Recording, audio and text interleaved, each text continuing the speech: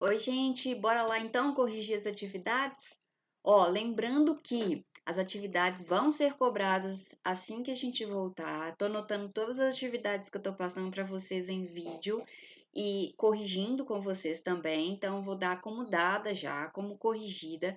Eu vou só dar visto, tá? Esse visto vai ser importante também para avaliação, certo? Então, registrem no caderno. Não é para se achar espertão e copiar só o que a gente fizer na correção, é para tentar fazer, porque pensem como vai ser importante para vocês esse desenvolvimento, tá? De matérias novas, desse contato que a gente está tendo distante. Então, vocês são responsáveis, vocês estão aí com toda a responsabilidade. Então, a gente precisa de organização, a gente precisa de responsabilidade nesse momento, tá? Então, vamos fazer com seriedade as atividades que vão ser importantes para vocês, certo? Então, vamos lá. Primeira pergunta do Interpretando em relação ao texto, ao trecho de Capitães da Areia, né? Ao capítulozinho, né? Um pedaço do capítulo Trapiche. Então, vamos lá. No texto, há palavras que não são muito usadas no nosso dia a dia. Sublinhe ao menos 3 palavras cujo significado você desconhece ou desconhecia antes da leitura. Isso aí é pessoal, né? Na leitura, a gente pode destacar algumas palavras, até porque é um texto que eu falei para vocês na última aula, de um texto de 1937. Então, é um texto com um tempo muito diferente da gente. É outra coisa importante. Como a história se passa na Bahia, né? É um texto que também carrega muito regionalismo, muitas palavras que talvez são muito usadas em outra região. Então, é até interessante a gente ler esses textos para conhecer outras palavras, enriquecer nosso vocabulário, certo? Então, anotem aí, sublinhem no texto de vocês palavras que vocês desconheciam antes do texto.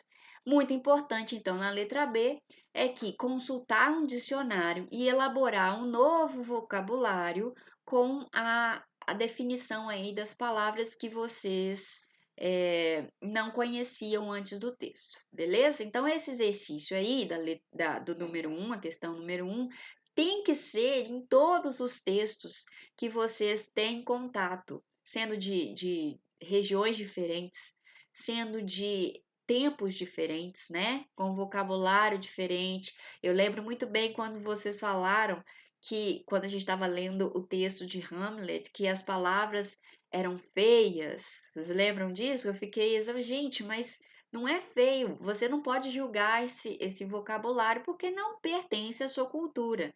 Então, esse é um excelente método de enriquecer o nosso vocabulário, enriquecer nosso conhecimento de outras culturas, tá? Cultura nunca é demais. Conhecimento de culturas nunca é demais. E muito importante, não julgar outras culturas, beleza? Então vamos para o número 2. A passagem do tempo no texto é marcada pela descrição do trapiche em diferentes épocas. Então, a gente tem a marcação no texto do trapiche em 3 épocas diferentes, não é? Enumere 3 fases que demarcam a passagem de tempo no trapiche. Bom, na primeira parte, né, no primeiro momento, o trapiche era abandonado e era habitado só por ratos. Vocês lembram disso? No segundo momento, ele foi habitado por um cachorrinho, por um cachorro, não é? Então, primeiro, abandonado só com ratos. Na segunda fase, no segundo momento, o trapiche era ocupado por um cachorro abandonado. E na terceira, já os meninos começaram a se abrigar no trapiche. Beleza? Então, primeiro, só com ratos, segundo, com o cachorrinho e na terceira, com os meninos. B. Explique a importância dos termos sublinhados no texto para a demarcação do tempo. Aqui a gente tem no texto a demarcação aqui de logo depois, mais para cima tem mais. Neste tempo, durante anos, em certa época. Qual é a importância desses termos sublinhados para demarcar que o tempo passou? Bom, expressões como antigamente, hoje, durante anos, em certa época, neste tempo, logo depois, fazem com que os fatos sejam organizados no tempo. Então, a gente perceba com essas expressões que o tempo passou e que a gente está narrando ou está conhecendo os fatos em uma ordem lógica, em uma ordem de começo, meio e fim, certo? Então, qual que é a importância? A organização de fatos narrados no tempo, beleza? 3. O trapiche nunca esteve abandonado, não é? Elabore um parágrafo refutando essa afirmativa. O que é refutar? É questionar, não é? Criar argumentos em um parágrafo para questionar por que essa passagem é certa ou errada no seu ver.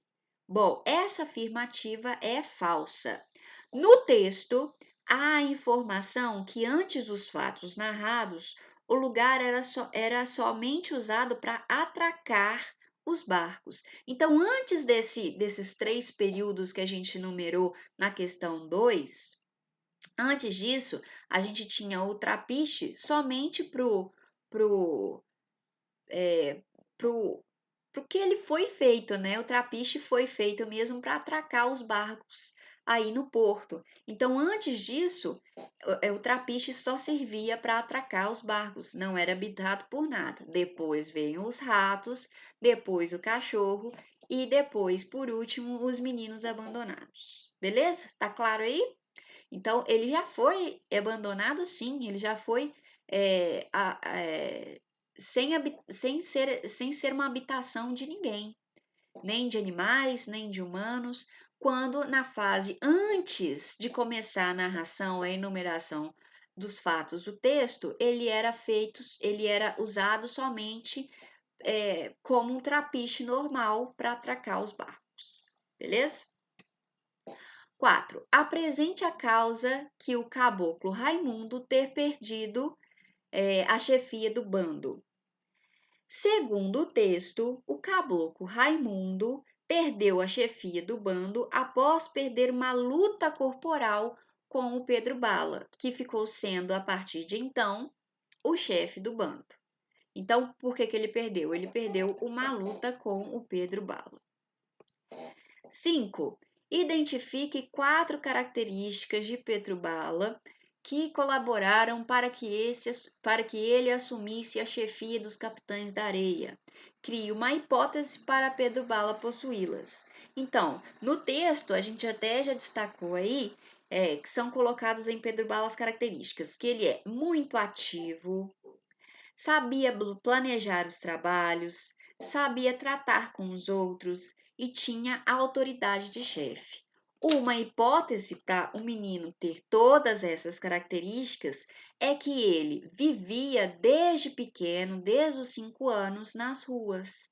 Então, pela vivência, ele teve que criar características aí que desafiavam, né? De valentia, de coragem, porque ele teve que se virar na rua desde muito pequeno, certo? 6. Releia o texto com atenção ao espaço em que ocorrem os fatos narrados e em seguida descreva esse espaço. Bom, o espaço é o trapiche, né? Que a gente tem até no título aí desse texto. Então, o trapiche ele era um espaço abandonado que tinha parte do teto destruída, chão de tábuas grossas e era cheio de ratos, certo? E aí tem a descrição do espaço. B. Associe o modo de vida dos personagens ao espaço em que os fatos ocorrem. Bom, a última característica que a gente colocou do espaço é que ele era abandonado. Isso vai bater com a característica dos meninos que ocupavam ele no terceiro momento, não é? Então, o espaço pode ser associado ao modo de vida dos personagens, já que, assim como eles, o trapiche também era abandonado. Então, olha só como casou. Os meninos abandonados, vendo um espaço abandonado, eles criaram um abrigo aí nesse trapiche, certo? Questão 7. Leia o artigo 19 do capítulo 3, seção 1 do Estatuto da Criança e do Adolescente. Lembrando que o Estatuto da Criança e do Adolescente foi escrito em 13 de julho de 1990. E como eu falei para vocês, esse texto foi escrito em 1937. Então, não tinha aí o Estatuto da Criança e do Adolescente. Considerando o artigo 19, o Estatuto da Criança e do Adolescente avalie se os direitos das crianças e dos adolescentes que viviam no trapiche eram respeitados. Logicamente que não, né? Já que eles não tinham esse direito de convivência familiar e viviam à margem da sociedade correndo riscos. Então, de novo aí, segundo o artigo 19, os menores abandonados não são tratados segundo a lei, lá no trapiche, já que não tinham convivência familiar e viviam à margem da sociedade correndo riscos. 8. O Estatuto da Criança e do Adolescente foi instituído pela Lei nº 8.069, no dia 13 de julho de 1990, e o romance de Jorge Amado, Capitães da Areia, publicado em 1937. Com base nesses fatos, deduz a importância do romance na época de sua publicação. Bom, lá em 1937 não tinha lei para crianças e adolescentes.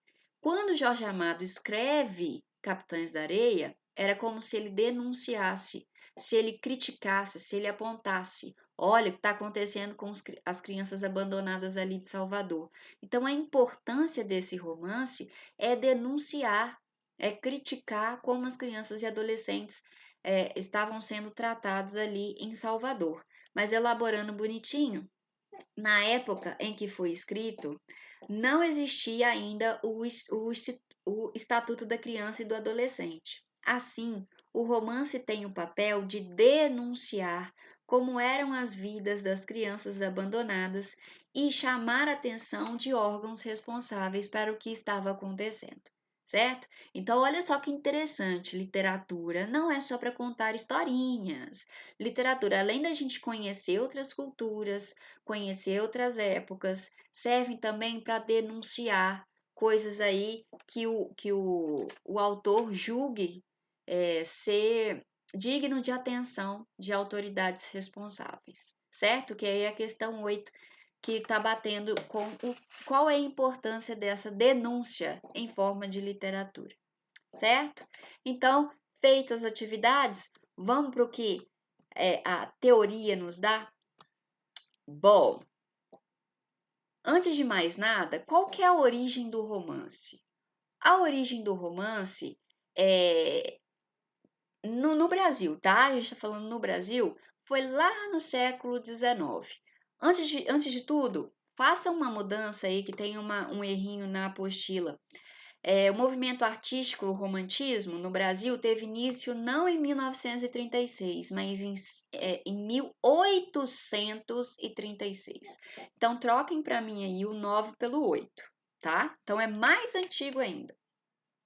O romance, então, o texto literário, nasceu junto com o romantismo, que era um movimento brasileiro, um movimento literário e artístico, não só literatura, mas também em outras artes aconteceu o romantismo, que tinha aí como marca a grande imaginação, as histórias imaginativas, as histórias aí para entreter mulheres e jovens, basicamente, que eram o público-alvo, e nesses romances, o que estava o tom desses romances era um mistério. E aí vem bater de frente com como eles eram publicados. Os romances lá na sua origem, eles eram publicados em jornais. Acreditem em mim, jornais. Cada capítulo era publicado em uma semana diferente. Então, os jornais traziam capítulos de histórias que só depois de publicadas aí nos jornais, elas eram editadas como livros. Então, no começo, aí, os romances têm origem no período literário que chamamos de romantismo. Esse período, as histórias eram baseadas na idealização e nos sentimentos que tinham destaque muito importante nas histórias. Outra coisa que devemos destacar quando falamos desse período é que o mistério era uma característica que prendia os leitores, que eram basicamente mulheres e jovens, tá? Então o mistério fazia com que os jovens e as mulheres se prendiam cada vez mais, se prendessem cada vez mais aí nas histórias. Por quê? As histórias eram publicadas nos jornais da época. E isso a gente chama de romance folhetim. Então, eram os romances que eram divididos em capítulos e eram publicados nos jornais da época. Então, ficava cada vez mais prendido, né? Você, nossa, o que será que vai acontecer? E aí, o leitor ia lá na outra semana, comprava o jornal e continuava a leitura, certo? No final, né, quando os capítulos todos eram publicados já, eles organizavam em livros, certo? Editavam em livros, e aí dessa maneira que a gente conhece hoje. Então, na origem do romance, a gente tinha o romance folhetim. Isso é só para vocês saberem aí qual é a história do romance. Então, vamos lá para falar de estrutura, né? Como a gente já viu, a estrutura do romance passa pelos 5 elementos da narrativa, já que o romance é um texto narrativo, né? Então ele tem um enredo, narrador, tempo, espaço e personagens. Muito importante é que o que difere o romance dos outros textos narrativos é que todos os elementos da narrativa são muito desenvolvidos. Eles são bem desenvolvidos, descritos, têm detalhes, certo? Então vamos lá. Começando pelo enredo. O que é enredo? Enredo é a trama da história. Muito importante não confundir com resumo, tá? Enredo é só para eu falar o que vai acontecer na história. Ó, vou dar um exemplo, tá? De um conto, só para vocês entenderem o que é o enredo. Qual é o enredo da Chapeuzinho Vermelho? Chapeuzinho Vermelho conta a história de uma menina que um dia a mãe a chamou para levar uma cesta de doces para a avó. Ponto. Acabou ali, certo? O que vai acontecer, o desenvolvimento aí, cada parte vai me trazer. O enredo ele é dividido em apresentação, desenvolvimento, clímax e desfecho, tá? Então, o enredo é o que é contado na história, o elemento que dá sequência a uma história. Isso porque é em torno dele que se desenvolvem todos os acontecimentos de uma narrativa. Então, o enredo dividido em 4 partes importantes, ele vai ter em cada parte um desenvolvimento para ajudar a história a acontecer. Então, na primeira parte do enredo, a gente tem a apresentação, que pode ser chamada também de introdução. É quando a história é colocada ali para o leitor. É apresentado os personagens, é apresentado aí o tempo, né? Muitas vezes é apresentado o espaço, muitas vezes. Então, é aqui que a história tem início, pois o leitor será apresentado aos personagens, assim como conhecerá o local e o espaço temporal da trama, tá? Então, a apresentação ou introdução. Depois a gente tem o desenvolvimento, que é onde acontecem os conflitos. Conflitos esses que são feitos pelos personagens, pelos protagonistas e pelos antagonistas. E aí vai desenvolver a história, porque sem conflito não tem história. Então, no desenvolvimento, a gente tem os conflitos causados pelos personagens. Depois não, né? Mas dentro do desenvolvimento, a gente tem o ponto máximo da história. Aquele ponto em que o leitor fica preso à história. Fala assim, nossa, o que, que vai acontecer depois? É aquele ponto de tensão, de mistério máximo que a gente tem numa narrativa. Por exemplo, quando eu estou falando de uma festa, tá? Eu passo o desenvolvimento todo falando dessa festa. Nossa, mas quando chegar a festa, eu vou estar assim, assim, assado. Nossa, mas quando chegar a festa, eu não sei, fulano vai estar. E aí, qual que é o clímax da minha narrativa? Quando a festa chega. E aí a gente não sabe o que vai acontecer depois, durante a festa. Entenderam? É quando a gente chega no ponto máximo. Vamos fazer uma alusãozinha? Imaginem que vocês estão em um carrinho de montanha-russa. Estão subindo a montanha-russa na parte mais alta. Quando a gente chega lá no pico da parte mais alta, a gente não sabe qual é a emoção que a gente vai sentir. Se tudo vai cair, a gente não sabe qual é a curva, se a curva é para a direita, se é para a esquerda, se vai ter o looping. A gente fica totalmente surpreso e preso ali naquela situação de querer viver a adrenalina. O clímax é isso, é o ponto máximo, é quando o carrinho da montanha-russa chega lá no ponto máximo e que a gente não sabe qual que vai ser a emoção depois, certo? Esse é o clímax.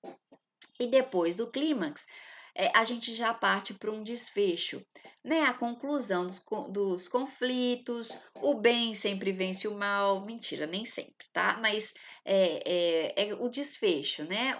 A conclusão dos conflitos, a amarração. E tem também aqueles autores sacanas que deixam o desfecho aberto, né? Que a gente fica, e agora acabou? E terminou?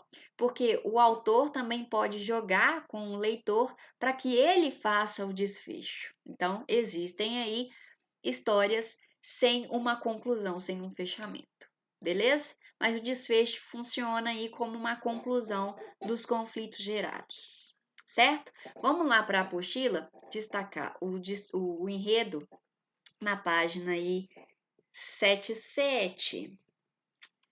Enredo. O enredo apresenta início, desenvolvimento, clímax e desfecho. Tá vendo aí que a minha apresentação lá no meu slide, a apostila chama de início? Ok, mesma coisa, certo? Então, aqui está falando de cada um, início com a apresentação das personagens algumas particularidades da história, como espaço e tempo. Desenvolvimento, também chamado de complicação, é o instante em que se dá o conflito ou os conflitos. O clímax é o ponto de grande tensão narrativa. E depois a gente tem o desfecho, buscando solucionar o conflito instaurado. Beleza? Então, é basicamente isso. E no romance? O romance é desenvolvido em torno de um ou mais conflitos. Normalmente, o romance tem várias coisas para serem resolvidas. É um enredo que desenrola, desenrola, que tem várias coisas acontecendo. Aí resolve um, acontece outro, resolve outro, acontece um, e aí vai tendo vários conflitos ao longo do texto, tá? Nos romances, é comum que haja vários conflitos ao longo do texto que vão se desenvolvendo e se resolvendo conforme o desenrolar da trama. Beleza? Então, como que desenvolve o enredo no romance? É um enredo estendido, com vários conflitos, certo? Pode ter até, às vezes, vários clímax, dependendo aí dos conflitos gerados, certo? Isso depende muito. Por exemplo, eu posso ter um romance com várias partes, e aí eu vou ter vários clímax, certo? Vamos aí ao narrador rapidinho para a gente terminar a aula hoje.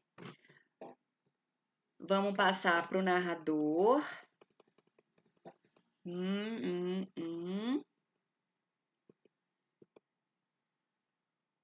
Narrador. O narrador é o responsável por contar a história. Ele é a voz da história, certo? Ele é quem tem a voz da história. O narrador, ele possui a voz da história, mas ele pode dar a voz para o personagem. Isso acontece no discurso direto, beleza? Quando ele fala assim, o aluno afirmou, o narrador fala, o aluno afirmou.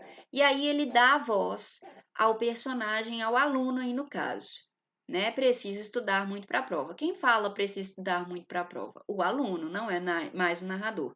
Isso é o discurso direto. Registra isso no caderno, tá? O discurso direto, então, é quando o narrador dá a voz ao personagem. E quando o narrador fala com as suas palavras o que foi dito pelo personagem, é um discurso indireto. Então, no mesmo exemplo, o aluno afirmara que precisava estudar muito para a prova. Quem está falando isso? O narrador. Momento nenhum, ele vai dar voz ao personagem, o aluno, para ele falar o que ele disse. Deu para entender? Então, esse é o discurso indireto, tá? Isso aí não está nem na apostila de vocês, mas é importante registrar. Existe também o discurso indireto livre, que é a mistura dos dois. Mas se preocupem aí a registrar somente o discurso direto, com os exemplos, e o discurso indireto também com os mesmos exemplos aí transformados, tá?